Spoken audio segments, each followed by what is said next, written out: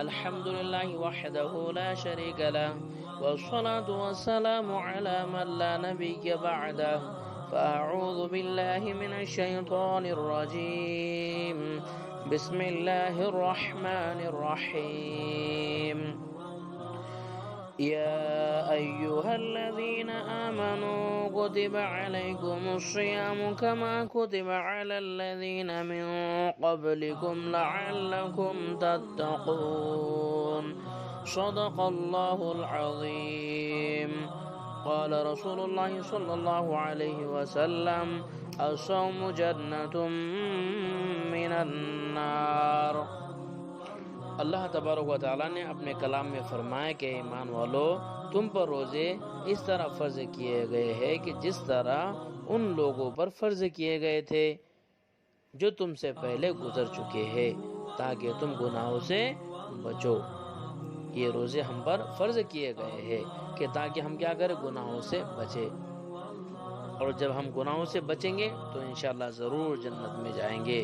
اور ایک حدیث میں کیا ہے، الصوم جنت من النار، کہ روزہ جہنم سے حفاظت کا ذریعہ ہے۔ روزہ کیا ہے؟ جہنم سے حفاظت کا ذریعہ ہے۔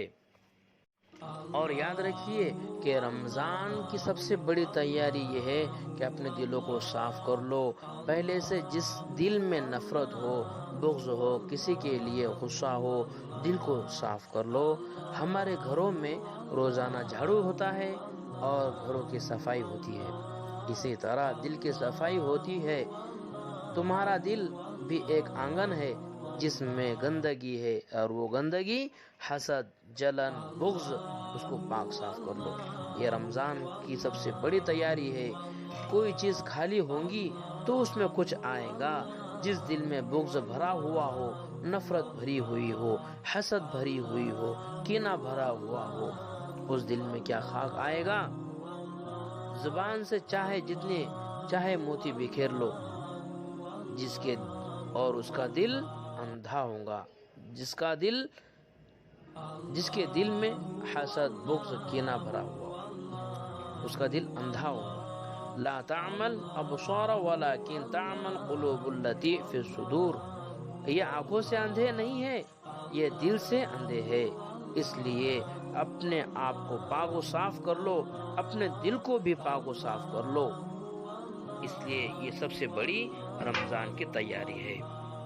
رسول اللہ صلی اللہ علیہ وسلم نے فرمایا کہ جب رمضان کا مہینہ آتا ہے تو آسمان کے تمام دروازے کھول دیے جاتے ہیں، جہنم کے دروازے بند کر دیے جاتے ہیں، اور شیاطین کو زنجیروں سے جکڑ دیا جاتا ہے۔ رسول اللہ صلی اللہ علیہ وسلم نے فرمایا کہ جنت کا ایک دروازہ ہے جسے ریان کہتے ہیں، کہ قیامت کے دن اس دروازے سے صرف روزہ دار ہی جنت میں داخل ہوں گے، ان کے سوا اور کوئی اس میں نہیں جا سکے گا، کوئی اس میں داخل نہ ہوگا۔ پکارا جائے گا کہ روزے دار کہاں ہے؟ وہ کھڑے ہو جائیں گے، ان کے سوا اس میں کوئی داخل نہ ہوگا، اندر نہ جا پائے گا۔ اور جب یہ لوگ اندر جا چکے ہوں گے، یعنی اندر چلے جائیں گے، تو یہ دروازہ بند کر دیا جائے گا، پھر اس میں کوئی اندر نہ جا سکے گا۔ رمضان کی عظمت و فضیلت یہ ہے کہ فرض 70 فرائض کے برابر اور نفل فرض کے برابر ہو جاتے ہیں۔ اللہ تبارک و تعالی جہنم کے دروازے بند کر دیے جاتے ہیں، یعنی اللہ تبارک و تعالی جہنم کے دروازے بند کر دیتے ہیں، جنت کے دروازے سجائے جاتے ہیں، جنت کو بھی سجایا جاتا ہے۔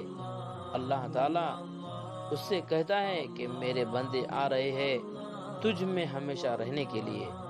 اللہ کی طرف سے 24 گھنٹے یہ اعلان ہوتا ہے کہ ہے کوئی مانگنے والا، ہے کوئی بخشش چاہنے والا، ہے کوئی مانگنے والا جس کو میں دوں، ہے کوئی بخشش چاہنے والا جس کی میں بخشش کروں، ہے کوئی توبہ کرنے والا جس کو میں معاف کر دوں، کوئی بھی ساحل ہو، ہر ایک کے لیے یہ اعلان ہے۔ اس لیے ہم اللہ تعالیٰ سے اپنے گناہوں کی معافی مانگے، اپنے بخشش کروائے۔ ایک فرشتہ اعلان کرتا ہے کہ نیکی کرنے والے آگے بڑھ، تجھے بشارت ہو، اور دوسرا فرشتہ کہتا ہے کہ برائی کرنے والے بس کر، اور اب بس کر اور بس کر۔ آج تک ہم سے جتنی خطائیں ہوئی ہو، زبان سے ہوئی ہو یا آنکھوں سے ہوئی ہو یا کانوں سے ہوئی ہو یا اپنے معاملات میں ہوئی ہو یا اپنے معاشرت میں ہوئی ہے، سب توبہ کرے۔ ہم اپنے رمضان کی ابتدا توبہ سے کریں اور اپنے گناہوں کی معافی مانگے۔ ایک صحابی رضی اللہ عنہ صرف اسی عمل کی وجہ سے اللہ تبارک و تعالی، اللہ کے رسول صلی اللہ علیہ وسلم نے فرمایا کہ یہ جنتی ہے۔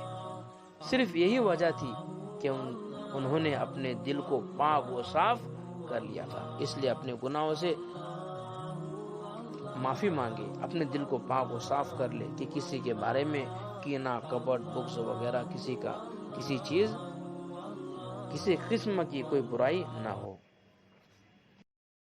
اور اللہ تبارک و تعالیٰ سے معافی مانگے، روئے گڑ گڑائے۔ اللہ تبارک و تعالیٰ کہتے ہیں کہ اگر کوئی شخص روئے میرے سامنے اور رونا نہ آئے تو رونے کے جیسے منہ بنائے۔ اگر کوئی سچے دل سے، پکے دل سے مجھ سے معافی مانگتا ہے تو اللہ تبارک و تعالیٰ کہتے ہیں کہ میں اس کے ایسے گناہوں کو معاف کرتا ہوں جیسے کہ وہ ابھی ماں کے پیٹ سے پیدا ہوا۔ اس لیے اللہ تعالیٰ سے خوب معافی مانگے، اور اس رمضان المبارک کے مہینے میں 3 چیزوں کا زیادہ اہتمام کرے۔ نمبر 1، قرآن مجید کی تلاوت، ہو سکے تو 3 دن میں ختم قرآن کرے، ہو سکے تو 10 دن میں ختم قرآن کرے، اور آخری درجے میں کم از کم مہینے میں 1 ختم قرآن ضرور کرے۔ اور نمبر 2، ذکر اور اذکار کی پابندی کرے۔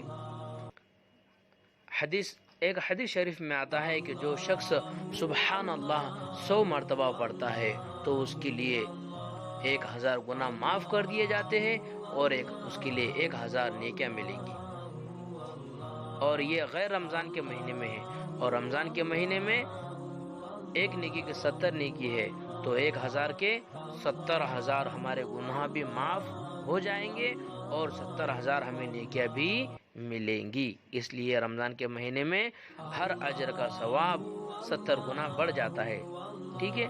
اور دوسری حدیث میں ہے کہ جو شخص سبحان اللہ و بحمدہ 100 مرتبہ پڑھتا ہے تو اس کے لیے 1,24,000 نیکیاں لکھی جائیں گی۔ یہ بھی غیر رمضان میں ہے، اور رمضان میں اس کے 70 گنا لگا دیجئے، کتنا ثواب ملے گا۔ اس لیے ذکر اور اذکار کا اہتمام بھی کیجئے، ٹھیک ہے۔ نمبر 2 ہوا، اور نمبر 3 دعاؤں کا اہتمام کرنا۔ اس میں دعاؤں کا اہتمام کرے، اللہ تبارک و تعالیٰ سے اپنے معافی مانگے، اپنے رشتہ داروں کے لیے، اپنے خود کے لیے، اپنے خاندان کے افراد کے لیے، اور جو دنیا سے جا چکے ہیں ان کے لیے خوب اہتمام کرے، اور اس وبائی بیماری کے لیے کہ اللہ تعالیٰ اگر یہ وبا ہے تو یا اللہ ہم سب کی سے حفاظت فرما، اور یا اللہ اگر کوئی دشمنان اسلام اس میں کوئی چال چلی ہے تو یا اللہ، اے اللہ ان کو غارت فرما، ان کو دنیا سے پاک و صاف ہونے کے فیصلے فرما۔ اس طرح بھی انشاءاللہ دعا کرے۔ ہم اللہ تعالیٰ سے دعا کرتے ہیں کہ اللہ تعالیٰ ہمارے تمام ہی اعمالوں کو قبول و منظور فرمائے، اور ہمارے جو چینل ہے قرآن شریف سیکھنے کے لیے، آپ اگر چاہتے ہیں کہ قرآن شریف سیکھے تو اس چینل کو سبسکرائب کر لیں، انشاءاللہ تعالیٰ روزانہ سبق آپ کو آن لائن آ جائے گا، اور قرآن شریف کی خوب تلاوت کرے۔ قرآن شریف اس چینل سے بھی سیکھیے، اور آپ کو جس طرح جو چینل اچھا لگا اس سے بھی سیکھیے، اور اپنے استادوں سے بھی اس کو سیکھنے کی کوشش کرے، ٹھیک ہے۔ ہاں، اللہ تعالیٰ سے دعا ہے اللہ تعالیٰ ہمیں کہنے سننے سے زیادہ عمل کرنے کی توفیق نصیب فرمائے، آمین ثم آمین۔ السلام علیکم ورحمۃ اللہ وبرکاتہ۔